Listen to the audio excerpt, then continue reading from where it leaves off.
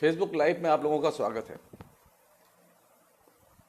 जैसा कि आप लोग जानते हैं कि आज हम लोगों ने बातचीत का इस समय जो विषय रखा है वो आचार्य रामचंद्र शुक्ल, जो हिंदी आलोचना के बहुत महत्वपूर्ण आलोचक माने जाते हैं, और बल्कि ये कहें कि आधुनिक हिंदी आलोचना की शुरुआत ही उनसे हुई।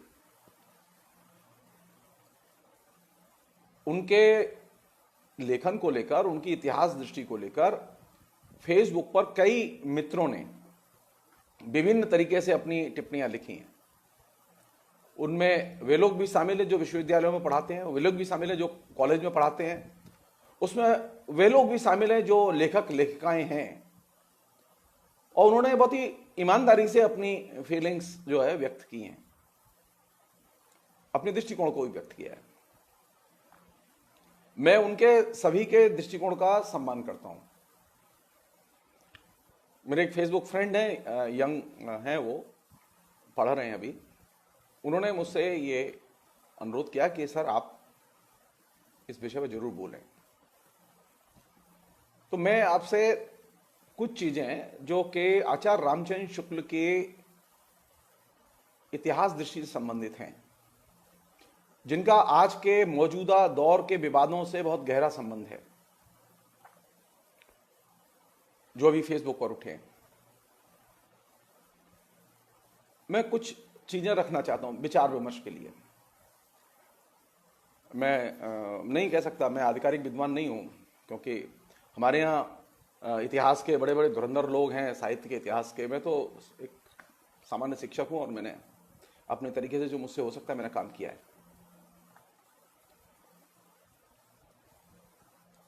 लोग आचार्य शुक्ल पर और दूसरे लोगों पर बहस में उलझे हुए हैं, उनसे मेरी गुजारिश है कि मेरी एक छोटी सी किताब है, साहित्य का इतिहास दर्शन, उसे वो पढ़ें। बहुत सस्ती किताब है। हिंदी में बाई चांस की बात है कि दो ही पुस्तकें हैं। एक जमाने में बहुत पहले, आज से करीब 40-50 साल पहले लिखी गई पुस्तक है, और इधर मैंने रिटायरमेंट के जस्ट पहले मैंने लिखी थी, क्योंकि वो मेरा एक कमिटमेंट था, वो मेरे छात्र जीवन का कमिटमेंट था। जब मैं साहित्य का इतिहास दर्शन जेएनयू में रहते हुए पढ़ रहा था, तो मेरे सामने ये समस्या थी कि उस पर किताबें नहीं थीं, उस पर कोई सुसंगत दृष्टिकोण से लिखी गई निबंध भी नहीं थे उस समय। तो ये मेरे छात्र जीवन की एक प्रतिज्ञा थी कि मुझे जब मौका मिलेगा तो मैं साहित्य के इतिहास दर्शन पर जरूर लिखूंगा। तो वो जो मेरी पुस्तक है साहित्य का इतिहास दर्शन, वो पुस्तक असल में प्रेसिडेंसी यूनिवर्सिटी में मैंने साहित्य के इतिहास दर्शन पर जो व्याख्यान दिए थे, वो व्याख्यान उसमें संकलित है। तो हो सकता है कि जो लोग विवाद कर रहे हैं उनको इसमें मदद मिले। लेकिन मैं यहां जो बातें रख रहा हूं उस पुस्तक में, उसमें से कुछ हो सकता है हो और कुछ नहीं भी होंगी, लेकिन वो रखनी जरूरी है। पहली चीज तो यह है कि आज के जो लेखक की दिक्कत है और आज के जो इतिहास लेखन की जो दिक्कत है, उसे 1928-29 के लेखन से हल नहीं कर सकते। आचार्य शुक्ल ने जब साहित्य का इतिहास लिखा तो वे एमए के विद्यार्थियों को पढ़ाने के लिए उन्होंने जो नोट्स बनाए थे काशी हिंदू विश्वविद्यालय में, विद्यार्थियों को पढ़ाने के लिए जो नोट्स बनाए थे, वे नोट्स ही कालांतर में हिंदी साहित्य का इतिहास के रूप में कन्वर्ट होकर सामने आए।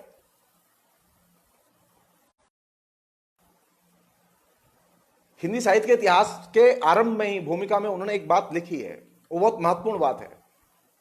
बहुत छोटी सी भूमिका, लेकिन उसमें जो काम की बात है, उन्होंने ये बात लिखी है कि अगर जब भी साहित्य का इतिहास पढ़ाया जाए तो उसे वर्तमान के साथ अपडेट करके पढ़ाया जाए, और इसमें जो नई सामग्री, अगर जो मैंने लिखा है साहित्य के इतिहास में, अगर इसके अलावा कोई नई सामग्री मिलती है तो उसे शामिल करके पढ़ाया जाए। मसलन अगर मुझे आज साहित्य का इतिहास पढ़ाना होगा तो क्या मैं आचार्य शुक्ल के दृष्टिकोण से ही पढ़ा पाऊंगा? नहीं।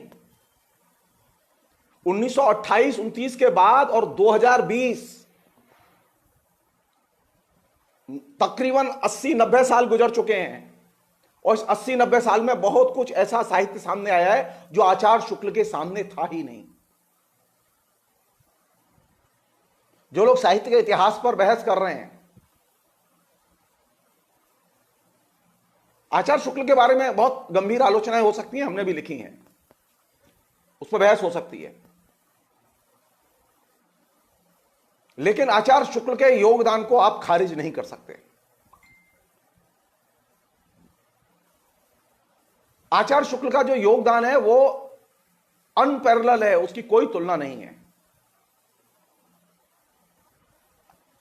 एक बुनियादी चीज जो कि जेहन में रखनी बहुत जरूरी है सभी के लिए,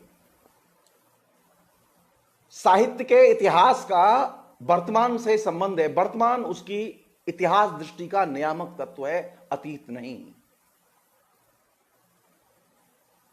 अगर मैं आज पढ़ाऊंगा साहित्य का इतिहास तो आज का जो वर्तमान है वह उसका नियामक होगा। हमेशा इतिहास वर्तमान की दृष्टि से देखा जाता है और लिखा जाता है और बताया जाता है। तो 2020 में मैं 1928 की दृष्टि से नहीं पढ़ा सकता और लिख सकता, वो चाहे जिसने लिखा हो।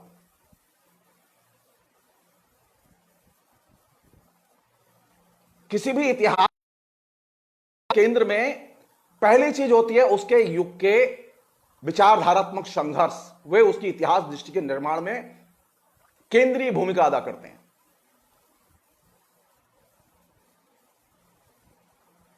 आचार्य शुक्ल जब इतिहास लिख रहे थे या इतिहास पढ़ा रहे थे एमए के विद्यार्थियों के लिए, जिसके नोट्स बनाए उन्होंने,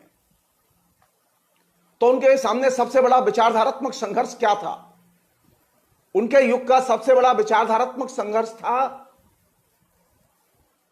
पुनरुत्थानवाद की तरफ जाओगे या उदारतावाद की तरफ जाओगे।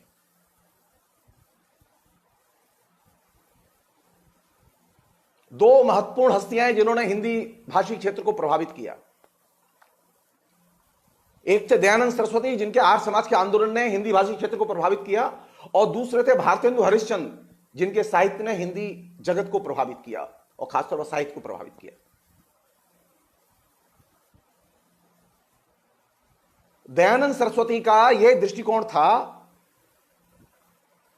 कि वे हिंदी भाषी क्षेत्र की बोलियों और भाषाओं की भूमिका को एक सिरे से अस्वीकार करते थे। वे खड़ी बोली हिंदी के महत्व को मानते थे खाली। दयानंद सरस्वती के लिए भक्ति आंदोलन की कोई पॉजिटिव भूमिका नहीं थी। दयानंद सरस्वती का बहुत बड़ा योगदान था हिंदी को जनप्रिय बनाने में। दयानंद सरस्वती के व्याख्यानों ने, दयानंद सरस्वती के स्त्री उद्धार के कार्यों ने हिंदी भाषी क्षेत्र की उन्नति में महत्वपूर्ण भूमिका अदा की और हिंदी भाषा को जनप्रिय बनाने में महत्वपूर्ण भूमिका अदा की। इसे अंडरस्टिमेट नहीं करना चाहिए।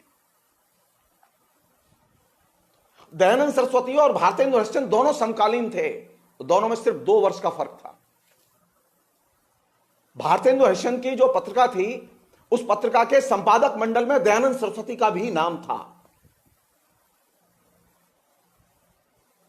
इससे पता चलता है दोनों में, लेकिन दोनों के दृष्टिकोण मिलते नहीं थे। आचार्य शुक्ल के सामने यह चुनौती थी कि जब साहित्य का इतिहास लिखें तो वह दयानंद सरस्वती के दृष्टिकोण से लिखा जाएगा या भारतेंदु हरिश्चंद्र के दृष्टिकोण से लिखा जाएगा। ये जिस डिबेट की मैं आपसे चर्चा कर रहा हूं, इस डिबेट का कहीं जिक्र शुक्ल जी ने इतिहास में नहीं किया है।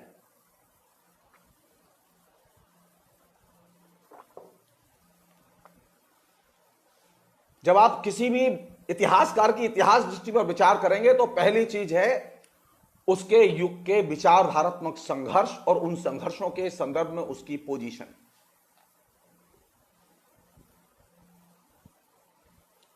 दयानंद सरस्वती का यह मानना था कि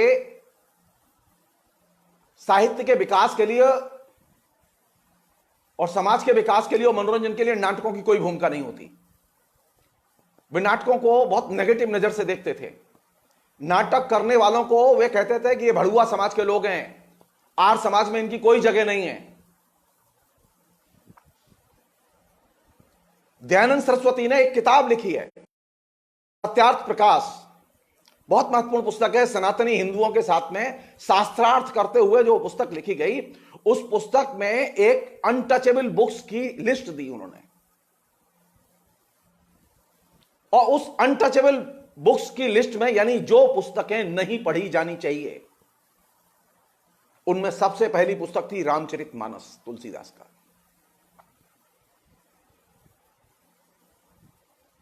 आप यह संदर्भ ध्यान रखिएगा। दूसरा यह कि भारतेंदु हरिश्चंद्र की जो भूमिका थी उसे ध्यान रखिएगा। भारतेंदु हरिश्चंद्र ने आधुनिक काल की शुरुआत में नाटक ही लिखे। यह संयोग की बात है। क्यों है यह, कभी मौका लगेगा तो हम डिटेल्स में बात करेंगे। सारी दुनिया में आधुनिक काल के साहित्य की शुरुआत हुई है जेनर के तौर पर उपन्यास से। तमिल में हुई है, तेलुगु में हुई है और दूसरी भाषाओं में हुई है, लेकिन हिंदी एक विरल भाषा है जिसमें आधुनिक काल के साहित्य की शुरुआत होती है नाटकों से।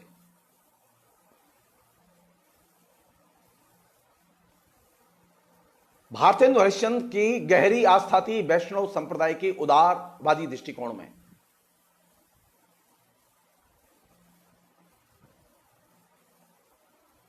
यह वह आइडियोलॉजिकल अंतर्विरोध है और टकराहट है उस युग की, जो कि पूरे हिंदी भाषी जगत के इंटेलिजेंसिया को प्रभावित किए हुए हैं। आचार्य शुक्ल ने अपना पक्ष चुना। आचार्य शुक्ल 2020 में पक्ष थोड़े चुनने आएंगे अपना। आचार्य शुक्ल ने 1928 में अपना पक्ष चुना, और जब वो साहित्य का इतिहास लिखने गए तो साहित्य के इतिहास के केंद्र में उन्होंने रामचरितमानस और तुलसी को रखा।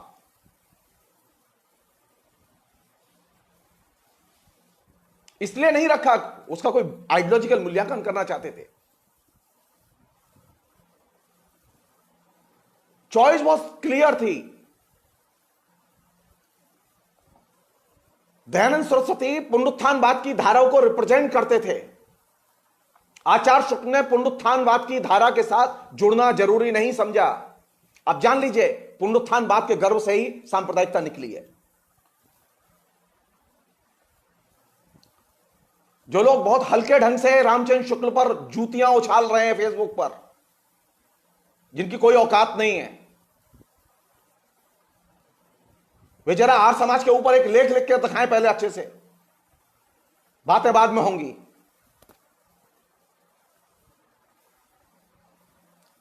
जिस समय दयानंद सरस्वती ने रामचरितमानस को और तुलसीदास को अनटचेबल बुक्स घोषित कर दिया, रामचंद्र शुक्ल ने अपनी इतिहास दृष्टि का आधार रामचरितमानस को बनाया, और यह बहुत महत्वपूर्ण कदम था, क्योंकि वे इसके जरिए 19वीं शताब्दी में आए हुए पुनरुत्थानवाद को खारिज कर रहे थे, उसकी इतिहास दृष्टि से अपने को अलग कर रहे थे। आप हिंदी साहित्य का इतिहास उठाइए, कभी पढ़ने की कोशिश कीजिए, इंटरनेट पर है, वो फ्री में है, पैसे से खरीदने की जरूरत नहीं है। हिंदीसमय.com जो महात्मा गांधी अंतरराष्ट्रीय हिंदी विश्वविद्यालय की वेबसाइट है, उस पर रामचंद्र शुक्ल की रचनावली पूरी फ्री ऑफ कॉस्ट अवेलेबल है। उसमें शुक्ल जी का इतिहास भी आप उठा के देखिए। रामचंद्र शुक्ल ने सबसे बड़ा योगदान जानते हैं क्या है? सबसे बड़ा योगदान यह कि पहली बार इतिहास की नींव रखी गई पुनरुत्थानवादी इतिहास दृष्टि को खारिज करते हुए। यह उनका सबसे बड़ा योगदान है, और यह ताकत है हमारी।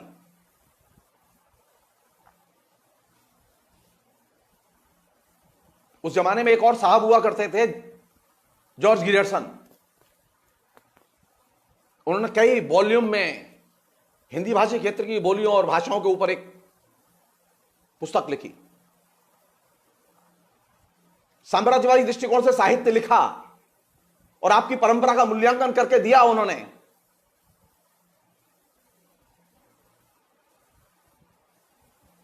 और जॉर्ज गियर्सन ने अपनी जो पुस्तक लिखी, जो कि अवेलेबल है, उस पुस्तक में इतिहास दृष्टि का आधार बनाया धर्म को।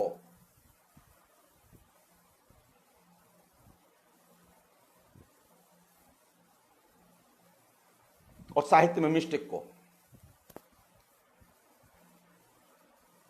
आज जो ये पूरे झगड़े चल रहे हैं ना धर्म के साहित्य से धर्म को जोड़ने के, जो सांप्रदायिक ताकतें हर विश्वविद्यालय में लगाए हुए हैं, और हिंदी के प्रोफेसर जो है उसमें लगे हुए हैं, एक अच्छा खासा तबका लगा हुआ है उसमें। आचार्य शुक्ल का यह महत्वपूर्ण योगदान है कि उन्होंने एक तरफ दयानंद सरस्वती के पुनरुत्थानवादी दृष्टिकोण को खारिज किया और दूसरी तरफ ग्रियर्सन का जो साम्राज्यवादी दृष्टिकोण था, जिसमें साहित्य को धर्म से जोड़ा गया था, उस दृष्टिकोण को खारिज किया।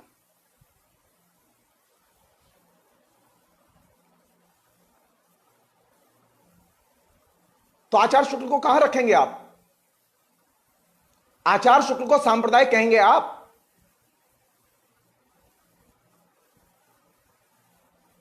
हिंदी में कितने ऐसे आलोचक हैं जिन्होंने ग्रियर्सन के इतिहास की आलोचना लिखी है? हिंदी में कितने ऐसे प्रोफेसर हैं?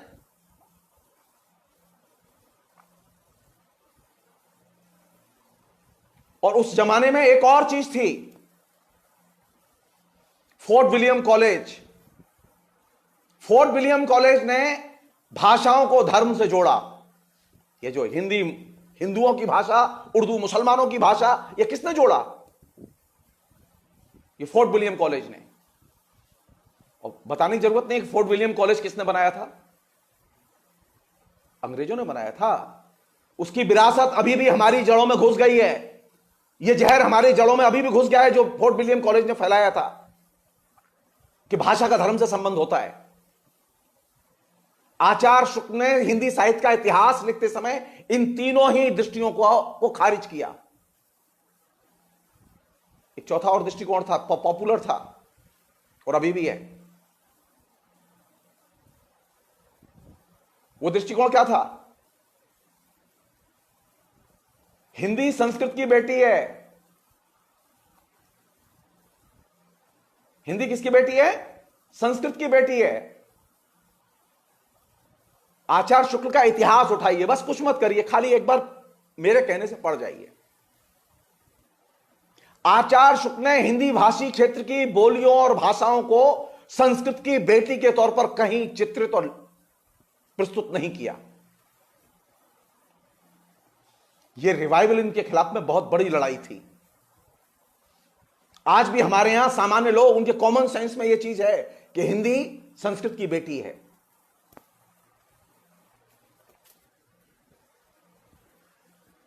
हिंदी संस्कृत की बेटी नहीं है।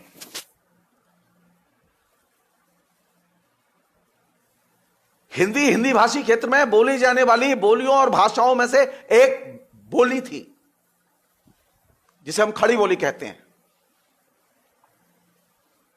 आचार्य शुक्ल ने जब इतिहास का निर्माण किया तो उस इतिहास के निर्माण के समय जो इतिहास दृष्टि चुनी,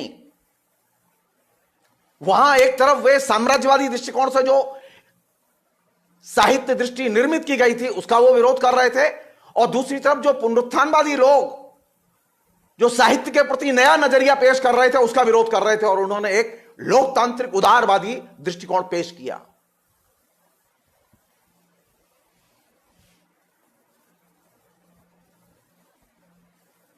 ये गलती होगी, ये गलती होगी। साहित्य का इतिहास लिखते समय उन्होंने साहित्य की विधा को धर्म से नहीं जोड़ा,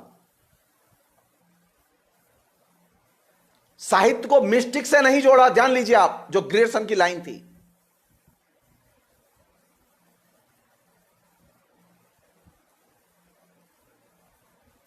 हमारे यहां तो हालत यह है कि जरा सा वाइस चांसलर हाथ रखता है तो सारा का सारा आइडियोलॉजिकल जो है ना तेवर बदल जाता है प्रोफेसर साहब का। ब्रिटिश इंपीरियलिज्म के समय में, वो भी बीएचयू में,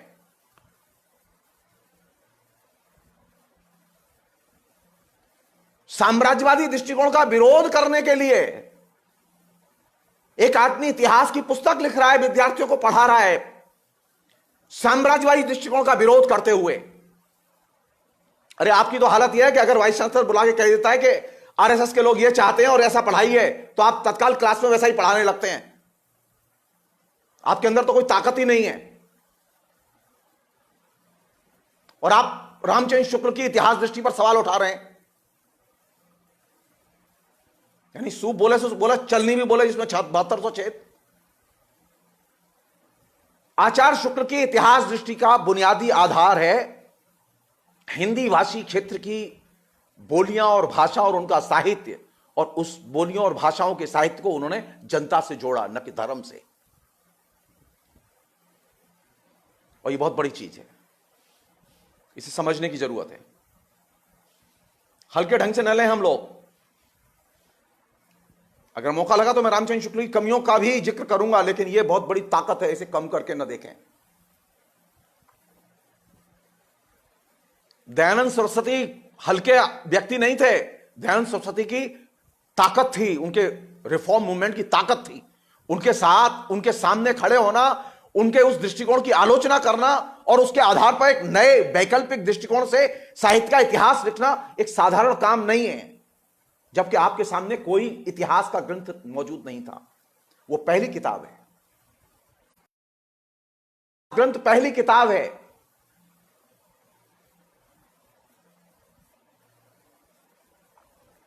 एक और चीज है, थोड़ा सोचिए आप लोग, मतलब ये जरूरी है। आप साहित्य का इतिहास उनका उठाइए और देखिए। उन्होंने बाकायदा जितने पृष्ठ मध्यकाल पर खर्च किए हैं, आदिकाल पर खर्च किए हैं, उतने ही पृष्ठ उन्होंने आधुनिक काल पर भी खर्च किए हैं। बाकायदा संतुलन से काम किया है उन्होंने अपने तरीके से। उनके पास में जो सामग्री थी वही उसका आधार है। उनके पास सामग्री कौन सी थी? उनके पास सामग्री वह थी जो कई जिल्दों में मिस्टर बंधु विनोद का जो इतिहास तैयार हुआ था, वही उनके सामने बुनियादी सामग्री थी।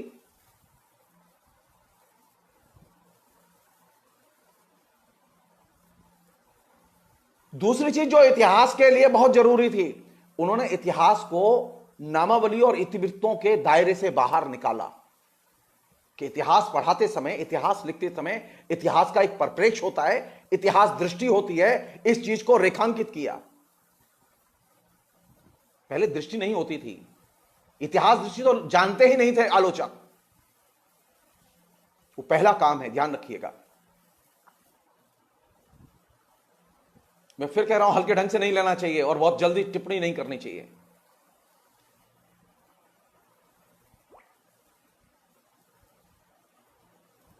एक अन्य चीज जो कि बहुत जरूरी चीज है, वो ये कि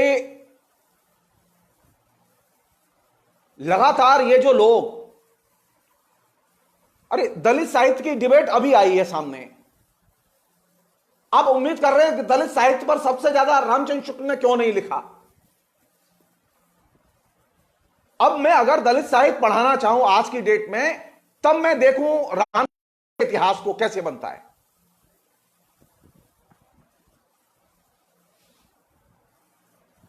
साहित्य के इतिहास की शुरुआत होती है वीरगाथा काल से, और वीरगाथा काल में जिन चारणों को चुना है, जिनकी रचनाओं को चुना है, वे चारण सवर्ण जाति के नहीं हैं।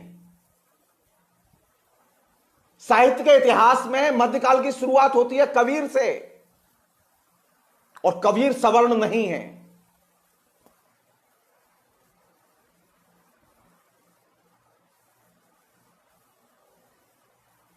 यह अन्याय किया उन्होंने। जो गैर दलित लेखक थे उनको बाकायदा जहां उनका दर्जा बनता था इतिहास में, वहां उन्होंने उसको प्लेस किया। इसके बावजूद प्लेस किया कि वे बहुत सारे निर्गुण कवियों को कवि ही नहीं मानते थे। उसका कारण क्या था?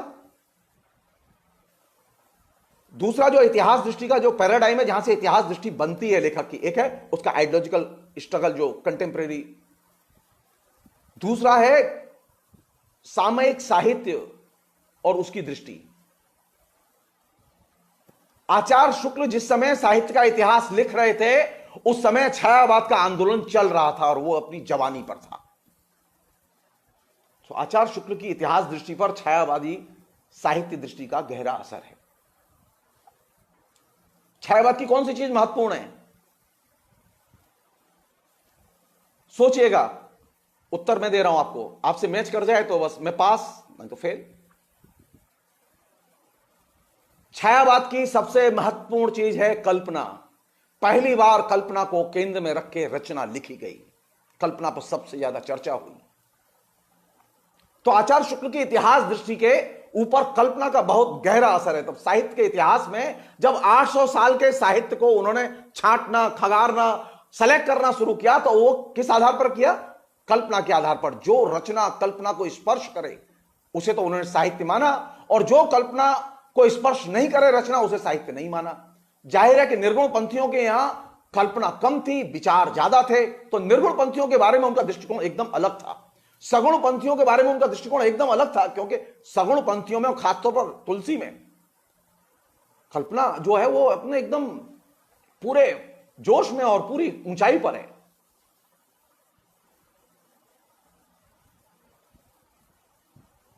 तो ये इतिहासकार की कोई मनमानी उसके नहीं है, उसमें इतिहासकार मजबूर है। अगर वहां छायावाद है तो छायावाद की दृष्टि उस पर असर डालेगी।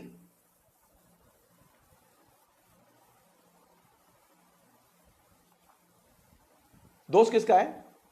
दोष हमारा है कि हम उसे सही ढंग से समझ नहीं पा रहे हैं। सो प्लीज आचार्य शुक्ल को बख्श दो। यह सच इतिहास में उर्दू को शामिल नहीं किया, लेकिन यह सच है कि उन्होंने हिंदी के इतिहास में जो चीज शामिल की है वो बहुत मूल्यवान है। मैं एक उदाहरण दे रहा हूं छोटा सा। अंग्रेजों के आने के पहले जो अष्टछाप के कवि थे, जिन अष्टछाप के कवियों का उन्होंने जिक्र किया है, सिर्फ एक नमूना बता रहा हूं मैं आपको। उन अष्टछाप के कवियों में गुसाइयों से ऊपर, जानते हैं जिन कवियों का नाम है वे सब शूद्र हैं।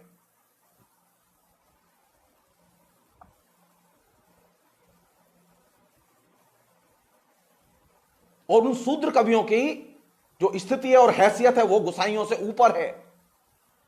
और इसे कौन लिख रहा है? आचार्य रामचंद्र शुक्ल। आप बस खाली नाम में शुक्ल देख लिया और आपने साहित्य देखा ही नहीं। अरे आपने कभी कृष्णदास और नंददास के ऊपर लिखा होता तो पता चलता कि आप दलित साहित्य को कितना जानते हैं।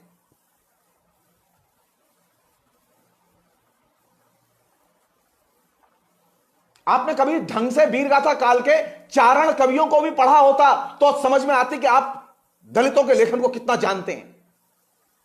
दलितों के साहित्य की परंपरा 1980 से शुरू नहीं होती। दलितों के साहित्य की परंपरा शुरू होती है वेदव्यास से और वाल्मीकि से। वेदव्यास और वाल्मीकि जिन्होंने 2 एपिक लिखे, ये दोनों दलित थे।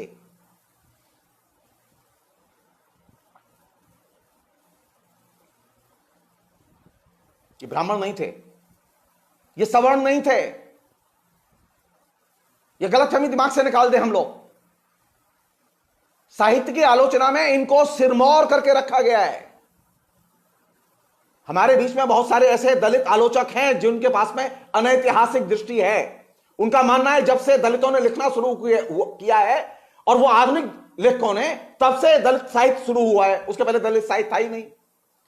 अब इस बेवकूफी का तो कोई अंत नहीं है।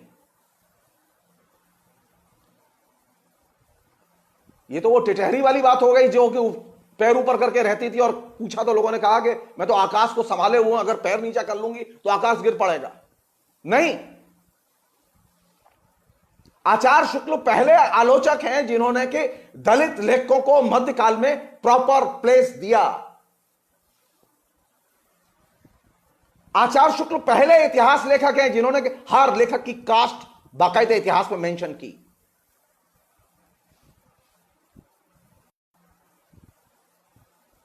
कोई साहित्य में एकमात्र जानते हैं कौन है? एकमात्र रविन्द्रनाथ टैगोर के निबंधों में साहित्यिक रचनाओं के लिखते समय, साहित्यिक कैरेक्टर्स को विश्लेषित करते समय कास्ट बार बार रेफरेंस के तौर पर आती और किसी के नहीं आती। अब ये संयोग की बात है कि एक तरफ आचार्य शुक्ल है और एक तरफ रविन्द्रनाथ है।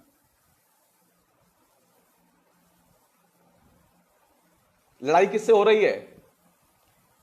आचार्य शुक्ल के इतिहास की दृष्टि की लड़ाई किससे हो रही है? रिवाइवलिज्म से, दयानंद सरस्वती के रिवाइवलिज्म से। जिस दयानंद सरस्वती ने आर्य समाज की स्थापना की, वह आर्य समाज 1920 के बाद लगातार सांप्रदायिक होता चला गया।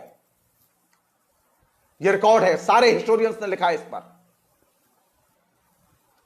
आचार्य शुक्ल साहित्य का इतिहास लिख रहे 1928-29 में आरएसएस का जन्म हो चुका था। अगर वो आरएसएस से प्रभावित होते और आर्य समाज के सांप्रदायिक दृष्टिकोण से प्रभावित होते तो कभी ये ना लिखते।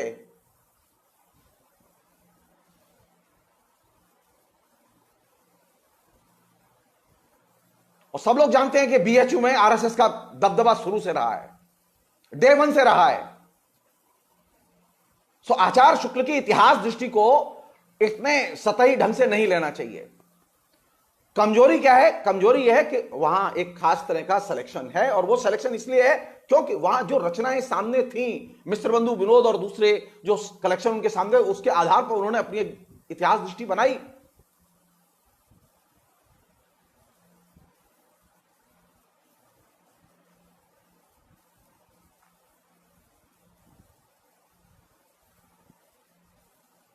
एक अन्य चीज,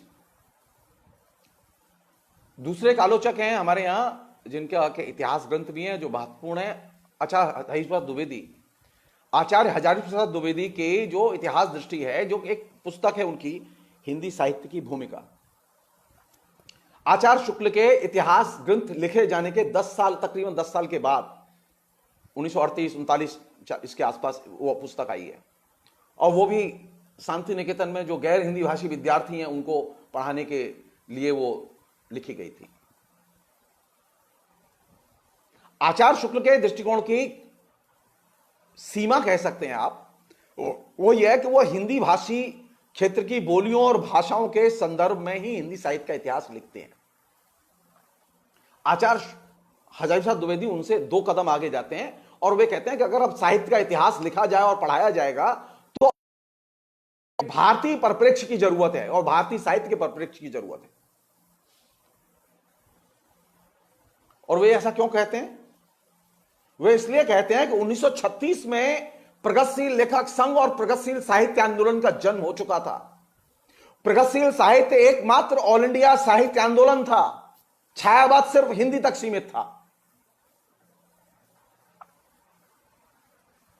प्रगतिशील साहित्य आंदोलन के केंद्र में विचारधारा थी, इसलिए हजारी प्रसाद द्विवेदी ने अपनी इतिहास दृष्टि का आधार बनाया कबीर को, तुलसी को नहीं।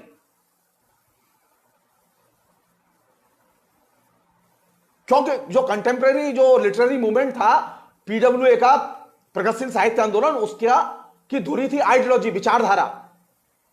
तो विचारधारा के दृष्टि से मध्यकाल में सबसे पावरफुल पोएट कौन है? कबीर।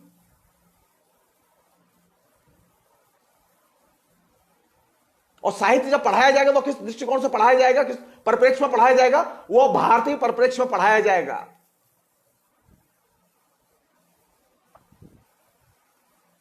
ये एक दूसरे के कंप्लीमेंट्री हैं, पूरक हैं। यानी हम 1928-29 में जहां से शुरू हुए, हम 38-39 में उससे और 2 कदम आगे गए। साहित्य के इतिहास पर इतने हल्के ढंग से और सतही ढंग से बातें नहीं करनी चाहिए, और वो उन लोगों को अच्छा एकदम नहीं लगता मुझे ये कहने में। आचार्य शुक्ल के सामने हिंदी साहित्य में स्त्री साहित्य की या दलित साहित्य की कैटेगरी ही नहीं थी, तो वहां जबरदस्ती उनसे ये उम्मीद करें कि वो दलित साहित्य पर क्यों नहीं लिखा उन्होंने इस कैटेगरी पर क्यों नहीं बात की, ये तो नाजायज होगा, एकदम नाजायज होगा। सवाल यह, क्या नए सिरे से दलित साहित्य लिखते समय, दलित साहित्य का इतिहास लिखते समय आचार्य शुक्ल के इतिहास से कोई मदद मिल सकती है? मिल सकती है, मिल सकती है, सकता है बहस का।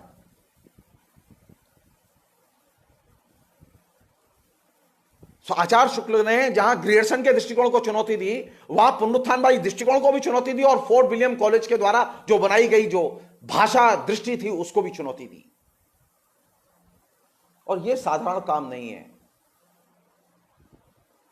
सोचने वाली बात यह है कि आजादी के बाद 70 साल हो गए,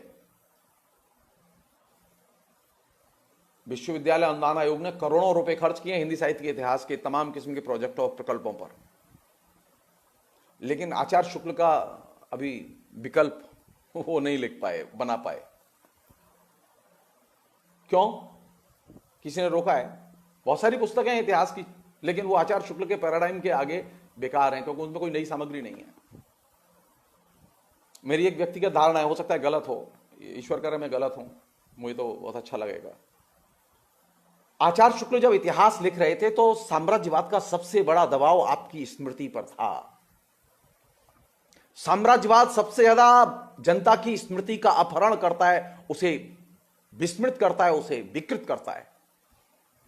सो स्मृति की खोज में, और जिसे हम लोग भारत की खोज कहते हैं, क्योंकि उस जमाने में एक यह भी चलन था कि हर भाषा में लोग अपनी भाषा और अपनी संस्कृति को खोज रहे थे। भाषा में, साहित्य में, संस्कृति में, राजनीति में, दर्शन में भारत की खोज कर रहे थे। इसे आप यह भी कह सकते हैं कि आइडेंटिटी की खोज भी कर रहे थे लोग। तो ये उस बड़ी जो प्रक्रिया थी अपनी पहचान की खोज की, उस पहचान की खोज के क्रम में हिंदी साहित्य का इतिहास लिखा गया। और इसलिए भी लिखा गया क्योंकि हमें अपनी स्मृति को और अपने इतिहास को बचाना था, अपनी परंपराओं को बचाना था, क्योंकि उसके विकृतीकरण का खतरा सामने था। फोर्ट विलियम कॉलेज और जॉर्ज ग्रियर्सन ने यह खतरा पैदा किया।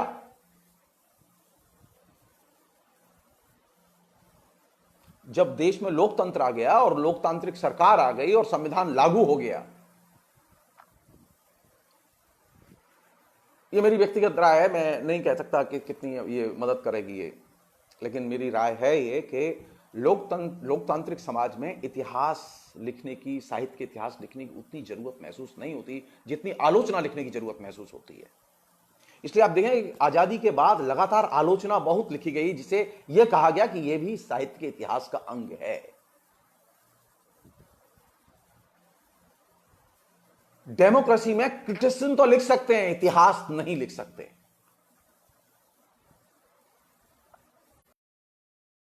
नहीं लिख सकते। नामवर सिंह ने कोशिश की, बस इतिहास दृष्टि पर ही टिप्पणी करके छोड़ दिया। बाकी आलोचना खूब लिखी, जो कि वो कहते हैं कि ये भी आलोचना भी इतिहास का अंग है, इसमें कोई दिक्कत नहीं है। रामविलास शर्मा ने 100 के करीब किताबें लिखी, 150 सवा 100 के करीब किताबें राहुल सांकृत्यायन ने लिखी, रांगे राघव ने लिखी, लेकिन साहित्य का इतिहास नहीं लिख पाए, क्योंकि साहित्य का इतिहास डेमोक्रेसी में फिजिकली संभव नहीं है, संभव नहीं है। मैं एक छोटा सा उदाहरण दे रहा हूं क्यों संभव नहीं है, आप इससे समझ सकते हैं। उस समय तो यह था कि जो उपलब्ध है उसको आपने कैटेगराइज कर दिया। आज कैसे कैटेगराइज करेंगे? आज कोई तरीका है आपके पास में कैटेगराइज करने का? उपन्यासों को कैटेगरी बनाने का कोई तरीका है? कोई तरीका नहीं है। डेली साल में कम से कम 100, 150, 500, 1000 उपन्यास आ जा रहे हैं। हर सप्ताह, हर जगह, हर अखबार में एक कहानी छप रही है। आप कहानी के बारे में कैसे छापेंगे, कैसे लिखेंगे? आचार्य शुक्ल के सामने यह समस्या नहीं थी। आचार्य शुक्ल के सामने समस्या थी साहित्य और साहित्य के इतिहास की। लेकिन आचार्य शुक्ल के बाद में दूसरे मीडियम पैदा हुए, जिन्हें हम जनमाध्यम कहते हैं। कई विधाएं जनमाध्यम और मास मीडिया में विकसित हुई और पल्लवित हुई। आज की डेट में अगर साहित्य का इतिहास लिखा जाएगा तो वह साहित्य की उस कैटेगरी के तहत नहीं लिखा जाएगा जिस कैटेगरी को आचार्य शुक्ल ने बनाया था। आज साहित्य का इतिहास लिखते समय आप यह नहीं कह सकते कि हम तो कहानी पर तो लिखेंगे लेकिन सीरियल पर नहीं लिखेंगे, क्योंकि सीरियल की भी तो कहानियां हैं ना। क्यों नहीं लिखेंगे आप? क्यों नहीं शामिल करेंगे? आप नागार्जुन को एक कवि के तौर पर साहित्य के इतिहास में शामिल करेंगे, लेकिन शैलेंद्र को क्यों नहीं शामिल करेंगे? शैलेंद्र की कविताएं जो लाखों करोड़ों लोग गाते हैं, जो काव्य की कसौटी पर एकदम खरी उतरती हैं, आप उन्हें शामिल करेंगे कि नहीं करेंगे? अगर शुक्ल के दृष्टिकोण से काम लेंगे तो दिक्कत होगी, क्योंकि शुक्ल जी ने जनमाध्यमों में या मास मीडिया में प्रकाशित विधाओं के साहित्य को शामिल नहीं किया। यही वजह थी कि वो देवकीनंदन खत्री के उपन्यासों को उपन्यास नहीं मानते थे, बाजारू उपन्यास थे, लेकिन वे साहित्य का हिस्सा हैं। आज जब मैं पढ़ाने जाऊंगा तो मैं यही कहूंगा कि वह साहित्य का हिस्सा है।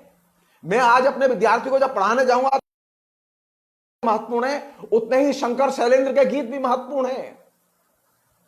मैं ये नहीं कह सकता शंकर सलीम ने चूंकि राज कपूर की फिल्मों के लिए गाने लिखे थे इसलिए बेकार हैं वो, नहीं।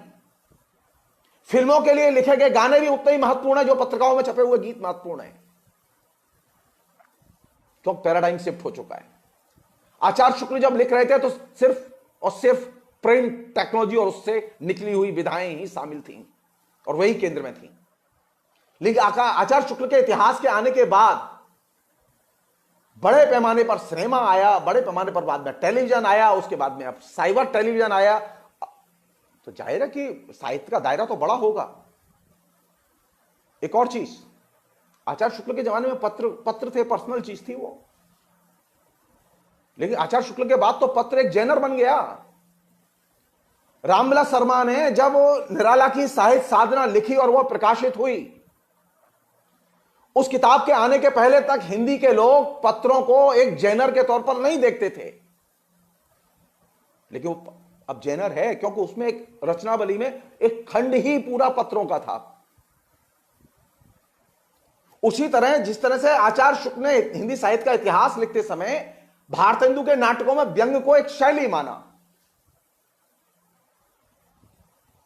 लेकिन 47 के बाद में हरिशंकर प्रसाई ने इतना जानदार व्यंग्य लिखा कि शैली को एक जैनर में बदल दिया। आज व्यंग्य शैली नहीं है बल्कि जैनर है, विधा है।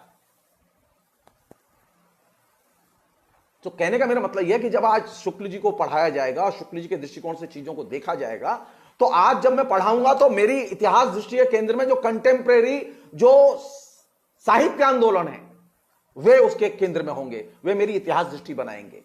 अगर आज हिंदी साहित्य में स्त्री साहित्य का जोर है और स्त्रियां ज्यादा लिख रही हैं, उनका साहित्य पढ़ा जा रहा है, वह छप रहा है, तो इतिहास दृष्टि के केंद्र में स्त्री और इसकी दृष्टि को लाना होगा, इतिहासकार की दृष्टि पर उसका असर होगा। मैंने अपनी एक पुस्तक में स्त्रीवादी साहित्य विमर्श जो पुस्तक है उसमें विस्तार से इस चीज को डील किया है। हिंदी में किसी और ने डील नहीं किया इसे। मैंने बाकायदा हिंदी के और संस्कृत के साहित्य के, संस्कृत साहित्य के 19वीं शताब्दी तक के पूरे स्त्री लेखन को केंद्र में रख के उसमें लिखा है जो औरतों ने लिखा है। क्योंकि आज जब मैं पढ़ाऊंगा साहित्य का इतिहास और आज जब मैं साहित्य की इतिहास दृष्टि की बात करूंगा तो मेरे केंद्र में निश्चित तौर पर औरतें होंगी, औरतों का लिखा हुआ लेखन होगा। मैं जब आज पढ़ाऊंगा तो मेरे केंद्र में दलित होंगे, दलितों का लेखन होगा। तो साहित्य की इतिहास दृष्टि वही नहीं होगी जो शुक्ल जी की थी, वो बदलेगी। वो बदलेगी कहां से? आप देखते कहां से हैं। आप स्त्री की जमीन से खड़े होकर देख रहे हैं या दलित की जमीन से खड़े होकर देख रहे हैं? राम के सामने स्वाधीनता आंदोलन की जमीन थी, वहां से खड़े होकर वो देख रहे थे और अपने युग के विचारधारात्मक संघर्षों को देख रहे थे। उन संघर्षों की रोशनी में आप आज की स्थितियों को नहीं देख सकते, उससे सीख सकते हैं, उससे सीख सकते हैं। उससे यही सीखना जरूरी है कि आप ये देखिए कि आपके दौर में जिसमें आप पढ़ा रहे हैं कौन सी साहित्य, कौन सा साहित्य, दलित साहित्य या स्त्री साहित्य या साहित्य इन जनरल, कौन सी चीज पॉपुलर है।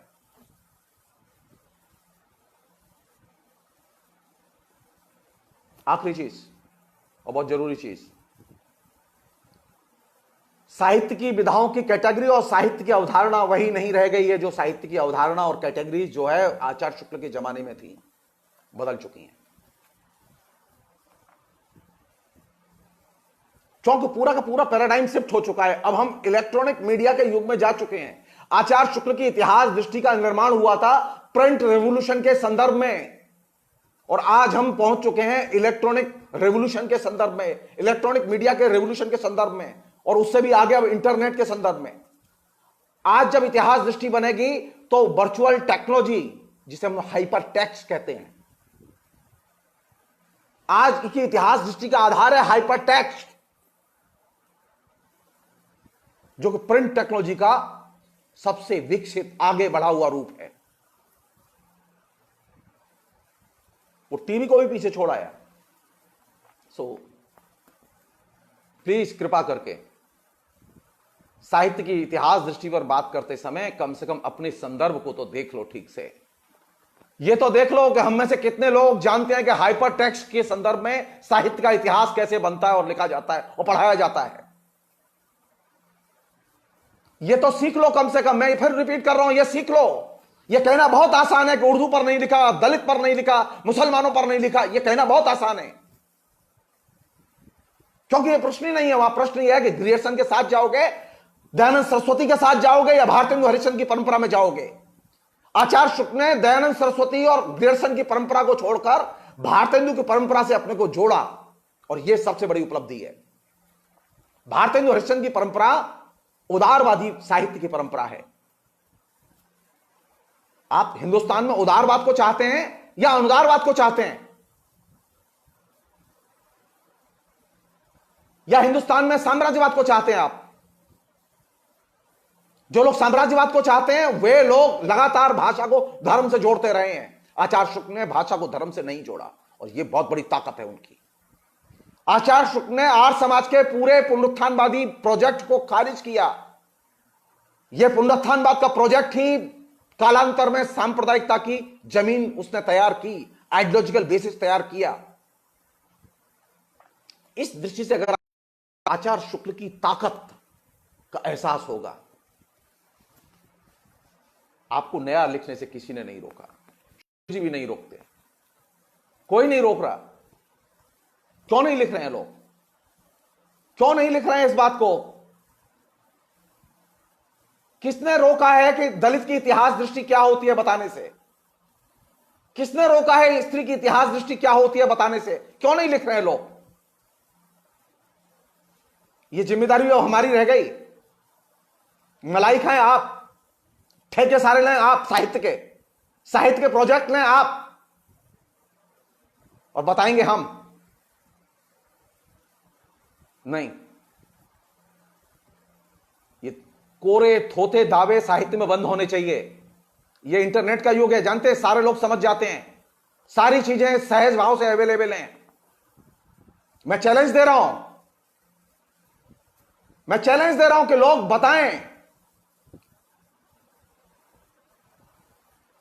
मेरी पुस्तक बाजार में पिछले 15 साल से बाजार में है।